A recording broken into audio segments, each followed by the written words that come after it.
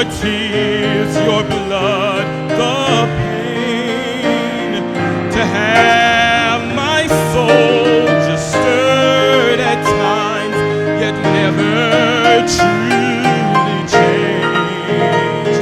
You deserve a fiery love that won't ignore your sacrifice. Because you paid much too high a price.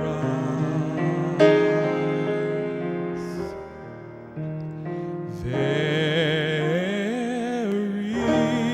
is a fountain filled with blood drawn from Emmanuel's vein, and sinners plunge beneath that flood, lose all their guilty stain.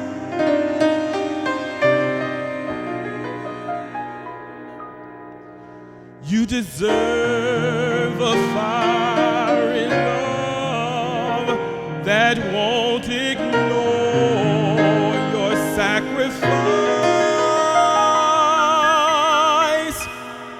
because you paid much too high a price.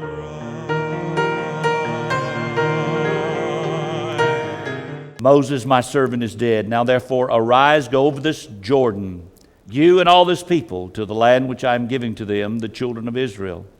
Every place that the sole of your foot will tread upon, I have given you, as I said to Moses. From the wilderness and this Lebanon, as far as the great river, the river Euphrates, all the land of the Hittites, and to the great sea, toward the going down of the sun, shall be your territory. No man shall be able to stand before you all the days of your life. As I was with Moses, so I will be with you. I will not leave you nor forsake you. Be strong and of good courage. I ran into a young lady this week at one of the businesses here out in this area of Montgomery. And I was talking to her, and she was talking about how pretty it was outside. And I thought, yeah, it would be a great day to be on the water somewhere. Oh, no. She had this huge fear of water. It seems as if when she was little twice, she almost drowned. And now as a young adult, just a few years ago, her mother had given her the money to go to swimming lessons. And so she went to swimming lessons, but she still was unable to overcome her fear of water. And, that's a barrier to her life. And it's something that I can't quite grasp, because all of my life, water has been a part of my life. And I've enjoyed the water so much. But here was a young lady that was afraid. Well, when you come to the people of Israel and you look at their life story and you see what's happening to them, they are always surrounded by different types of water. But there's one particular river that stands out above the others, and that is the Jordan River. And it is a river that was very important to them, but at the same time, it was a huge barrier to them. You'll remember the story of how Moses then led the people out of Egypt, and in doing so, the Lord parted the Red Sea, and they were able to leave Egypt and come back to Israel. And as they came back to Israel, they were in the wilderness, and then they were headed toward the promised land of Israel.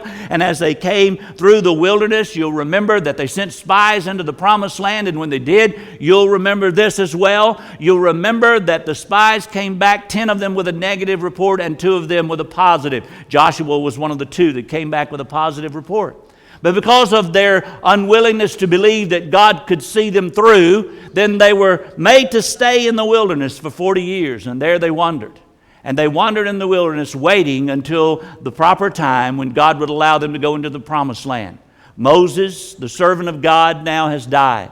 And when he dies, then there is the opportunity that Joshua will rise to the occasion to be the leader, to take the people of Israel into their promised land. But before they can get there, they're going to have to cross the Jordan River. The Jordan River begins at Mount Hermon in some underground springs, and it flows a total of 95 miles. And in that Jordan River's flow, there are some wonderful things that you can see along the way. But as it flows down, it moves, and it moves in a certain direction. And in that direction, it falls 10,400 feet in just 95 miles. Now, that's a lot, because most rivers don't fall that quickly. And so that's a lot. It goes 1,400 feet below sea level as it ends in the Dead Sea. And as it gets 1,400 feet below sea level, then you can just imagine what it's like. Now today it's controlled with dams. But in the day that Israel would need to cross the Jordan to go into the Promised Land, there were no dams across the Jordan River. And so it was completely different. It was very turbulent. It was very dangerous. It was very broad. And as a result then, it was a river that was feared by the people of Israel. In this particular part of the book of Joshua, we see then the beginnings of them crossing the Jordan River and going into the Promised Land. And I want you to see this morning from their lives 4 truths to remember about overcoming life's barriers. The first is this, it's found in chapter 1, and that is that God always prepares us before it's time to overcome one of life's barriers. He always prepares us. He prepared Moses with the plagues and how God responded to Moses' actions and to his faith in the midst of the deliverance that came from Egypt. And then now he will use Joshua in order to be able to do those things that would have him prepared in order to be able to lead the people across the Jordan River into the Promised Land.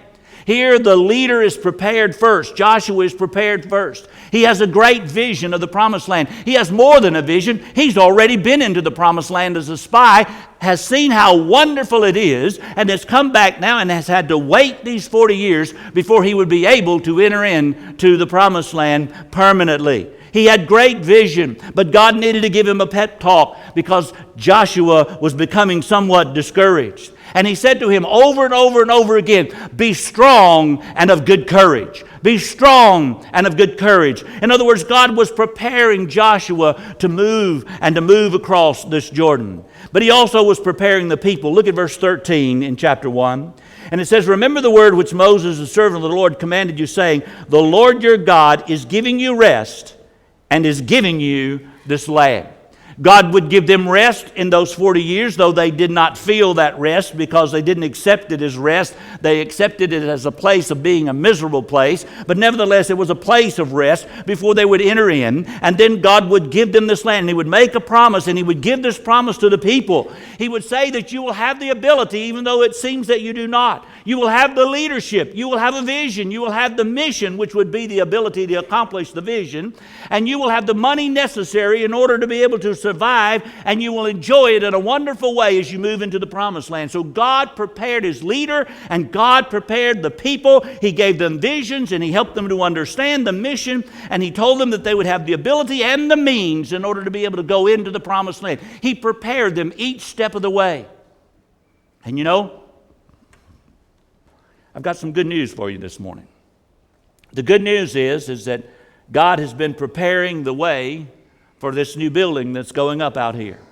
I believe that we already have the money necessary to pay for it. Now the bad news is that the money's still in your pockets probably. And so we need to get a glimpse of the vision of what that building's going to be. We need to get prepared ahead of time. Now, we're coming towards a huge marker from the standpoint of what we're attempting to do while we're building the building, and that is we're attempting to raise a total of $700,000 in the process of building the building, and we're coming up to the $200,000 mark, and that's a great place to be, but it's not nearly far enough along. And so we need to get prepared. We need to get prepared for what's ahead. And in order to do that, we need a good, clear vision of what we're doing and understand the mission behind what we're doing in order to be able to do the will of God. Well, I believe that God prepares us. He prepares us with a vision and gives us a mission and gives us the ability to be able to do what needs to be done. Now, if you would flip over to chapter 3 for just a minute. And when you flip over to chapter 3, you'll see the second truth, and that is God always requires faith. Yes, God is preparing His leaders and His people in order to be able to accomplish the vision. But I want you to see that God also always requires faith. In chapter 3, beginning with verse 14, and this sort of summarizes what they do, and the other verses tell you it's coming, and then verses 14 through 17 tell you what's happened. So in verse 14 it says, "So it was when the people set out from the camp to cross over the Jordan, with the priests bearing the ark of the covenant before the people, and as those who bore the ark came to the Jordan, and the feet of the priest who bore the ark dipped in the edge of the water, for the Jordan overflows all its banks during the whole time of harvest, that the waters which came down from upstream stood still, and rose in a heap very far away at Adam, the city that is beside Zaratan. So the waters that went down into the sea of the Arabah, the salt sea, failed, and were cut off, and the people crossed over opposite Jericho. Then the priest who bore the ark of the covenant of the Lord stood firm on dry ground in the midst of the Jordan, and all Israel crossed over on dry ground until the people had crossed completely over the Jordan." Here we see how God always requires faith. In verse 5 of chapter 3, there's a clear declaration from Joshua to the people. He says, "Sanctify yourselves, for tomorrow the Lord will do wonders among you." In other words, set yourself apart. Be holy. Do that which is right. Get right with God. Do whatever is necessary in order for your lives to be used by God. And so here is a measure of faith that's being challenged to them, and Joshua is making it clear what they need to do. They need to put aside all of the sin that keeps them from God. And you know, many times that's what we need to do. We need to put aside the sin that is a barrier between ourselves and God. We need to put aside the sin, sanctify ourselves, set ourselves apart, understanding that as we do so, then we are preparing to be used by God, and by faith we are trusting that He's going to remove those barriers and let happen in our lives what needs to happen. Put aside fear and doubt. Put God first. That's what he's talking about here. The priest led the way now with the ark, and here's the deal. The Jordan River at that time was about 75 feet wide. Then it would overflow its banks. And so when you would step into the overflowing banks, it would be fine, yet it would be swift. But when you came to where the riverbed actually was, it was 12 feet deep, or it's assumed that it was 12 feet deep by its sides. So in other words, when you would come, you would step in over your head when you would get to the edge. And so when they stepped by faith into the waters, they had to be somewhat afraid, because most of them probably could not swim. Most of them did not remember what had happened at the Red Sea. Some of them may have, like Joshua, but not others. And as a result, then you see what happens here. They're stepping in by faith into the water. Now the priests, the leaders, are going to set the pace. They're going to be the first ones in the water. And when they step into the water, holding the Ark of the Covenant, which is a representation of the presence of God, when they step into the edge of the waters, then God is going to cause the waters to rescind and go into a huge mountain of water and hold back so that they will be able to walk through, and the Bible says they walk through on dry ground. So he not only pulls the water from above the riverbed, he pulls the water from beneath the riverbed. And for those of you who have any idea of how a river operates, that's almost impossible, and it would be impossible were it not for God. But God then literally makes it dry ground, and the priests, as they step into the water by faith, God rescinds the water, and then the people are overwhelmed. They're overwhelmed with the miracle of how God makes the water to rescind, makes the water to go back, makes the water to part so that they can walk through on dry ground. They are sitting in awe, trying to figure out how in the world God performed this miracle in order to let them go across on dry ground. Now, here God says that we have the opportunity to follow Him by faith.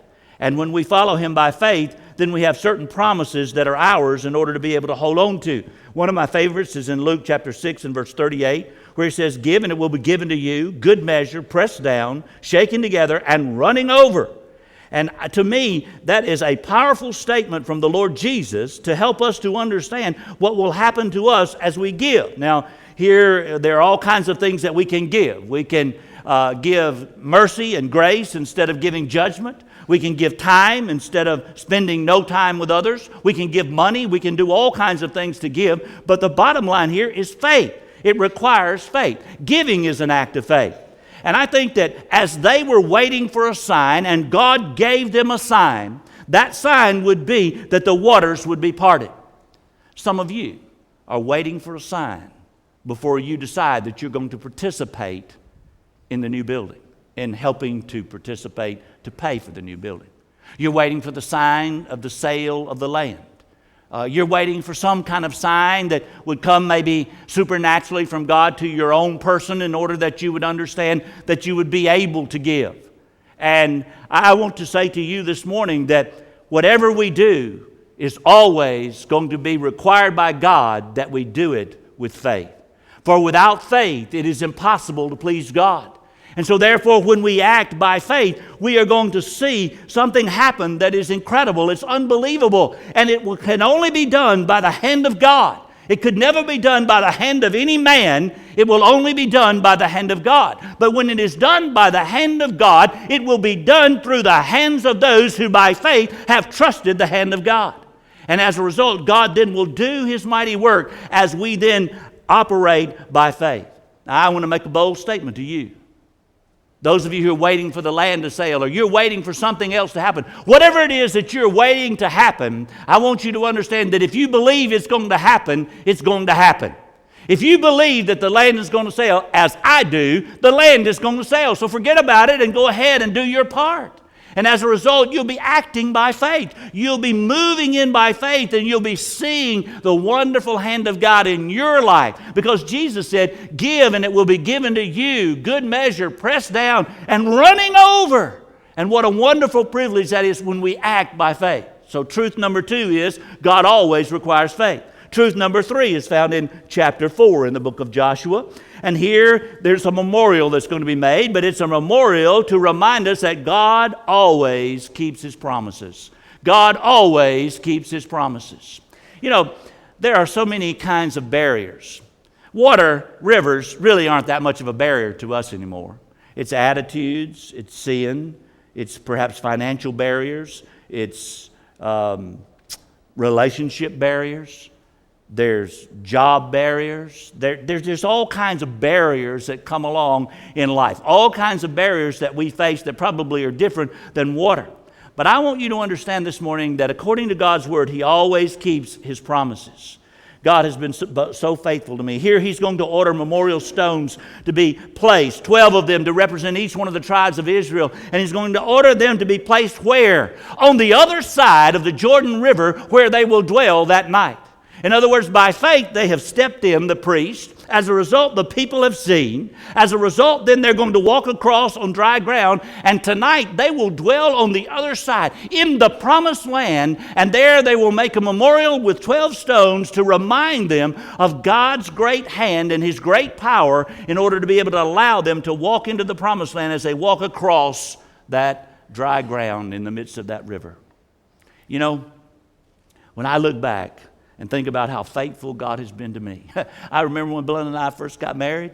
You know, we get to the end of the month with no more money left. You know, I mean, that's just the way it was. That's where we were. And when we would get to seminary, we would go from week to week in order to be able to make it. And God was always faithful. He was always providing. Yes, many times He provided at the work of hands, which He does so often. And what a privilege that is for us to be able to work with our hands. And sometimes He provided in other ways, but God has always provided. In the rearing of our children, God always provided and made a way for us to be able to do those things that needed to be done in order to be able to see things accomplished in their lives. And what a great privilege that has been for us. But one thing that we have always done, and we will always do, and I want to finish strong, not because of who I am, but because of the faithfulness of my God in my life, I want to finish strong. One of the things that we have always done, even when we were first married, even when we were in seminary, even when our children were small and growing up, even in the process of all the things, one of the things we've always done is we've always given above what we were expected to give in order to be able to see the work of God accomplished. And I want to die doing that. I want to die doing that. And I have told you before that Belinda and my philosophy is this: it is forever we build. Why? Because God has put us here and He has been so faithful to us. He has never once been unfaithful to us. He has been so faithful to us. And by the way, God has been so faithful to this church. 20 plus years ago, there was a vision to put a church in this particular location. There wasn't a store to be found out here on this road that had a number on it, not even a name. And here a church is going up, and a new university has been put up on the other side with a building or two. And as a result, some people had a vision to say, there needs to be a church there. Why? Because one day there would be tens of thousands of people to surround this church. And you know what happened? With that vision, they came out here, and they had a vision, and God was faithful. They needed a trailer, and they asked God for the money, and God gave them the money. They needed a building, and they asked for it, and God gave them this building. You are sitting on and in a vision that was given by God to the people prior to us. Some of you were here, but most of us prior to us, this people had a vision. And they had a vision for something great. And they watched the hand of God as He would work. God has been faithful to Taylor Road Baptist Church. Now let me add something to that. He's been faithful to me even when I've been unfaithful. He has been faithful to this church even when she has been unfaithful.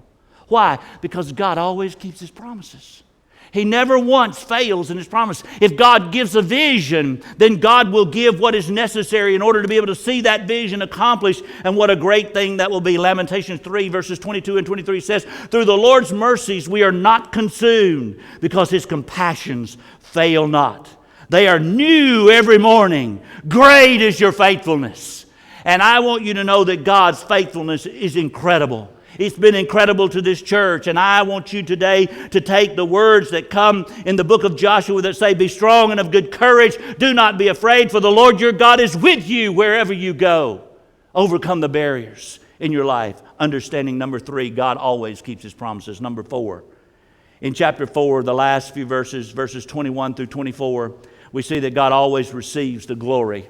He always receives the glory. And that, just for the sake of time, look at verse 24. That all the peoples of the earth may know the hand of the Lord, that it is mighty, that you may fear the Lord your God forever, that you may reverence the Lord your God forever, that you may stand or sit in awe of your God forever. And as a result, then, you have the opportunity to understand that God must receive the glory for what He does. If He doesn't get the glory, then you won't see the vision accomplished through the mission and through the faith of the people who operate. There will be no faith. There will be no accomplishment. There will be no excellence that will be provided. His mighty acts to His people are a testimony to His world and to the world that surrounds us. My vision for that new building is this. By the way, I am so guilty of having a vision, putting it before you, and expecting you to get it without me continuing to remind you. That's so wrong. I need to make a habit of reminding you of what the vision is. But here's my vision. My vision's in the form of a dream. And it's in the form of a dream of sitting in the balcony of that new worship center over there and looking down and seeing men and women and students and boys and girls getting up out of their seats and going to that altar. Getting up out of their seats and going to that altar. And the only thing I can take from that is that it will be a place where people will be able to surrender their lives to the Lord Jesus Christ. It will be a place that will be used by God, but it will be for His glory, not for the preacher's glory. It will be for His glory, not the people's glory. It will be for the glory of God, or it won't be at all, is the way that I feel about it. God always receives the glory for what happens. When someone is saved, God gets the glory because the angels in heaven are shouting and rejoicing over what has taken place.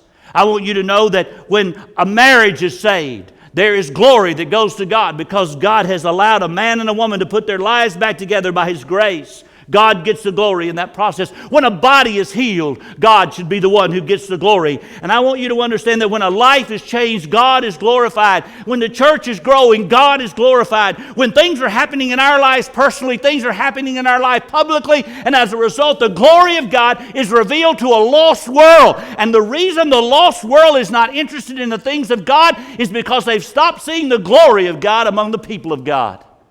Friends, I want you to know we need the glory of God to wrap us up like it did Moses when he went on that mountain to get those tablets. By the way, they were in the Ark of the Covenant.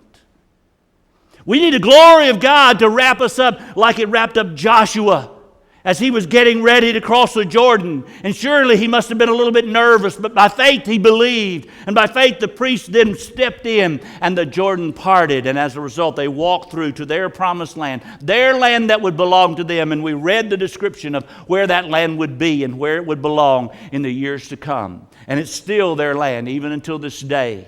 It's still there for them to be able to remember what God has done. It's all for the glory of God. It's not for the glory of man. I want to close this by telling you a little story.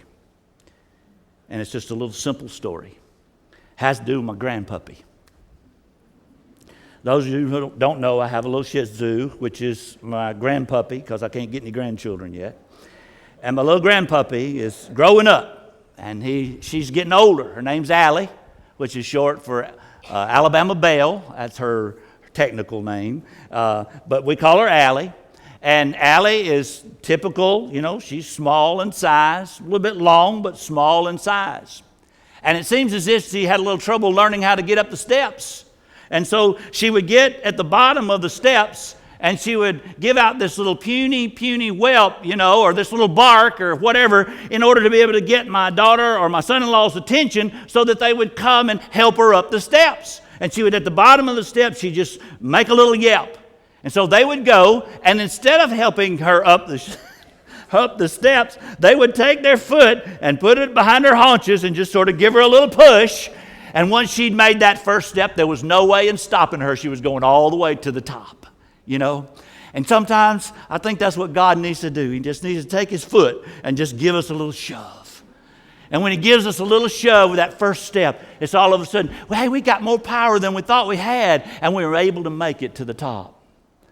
Now, I heard something at the play that David directed the other night. I heard something there that I want to share with you. When the Lord gives us that little step and we start to the top, it's really not success we're looking for, is it? It's really excellence that we're looking for.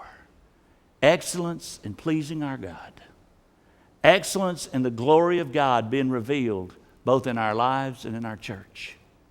And I believe that whatever your barrier is this morning, maybe you need a little shove to start up that first step. But once you start up that first step, you'll feel the power of God as it kicks in and as it carries you forward. Let's bow our heads together.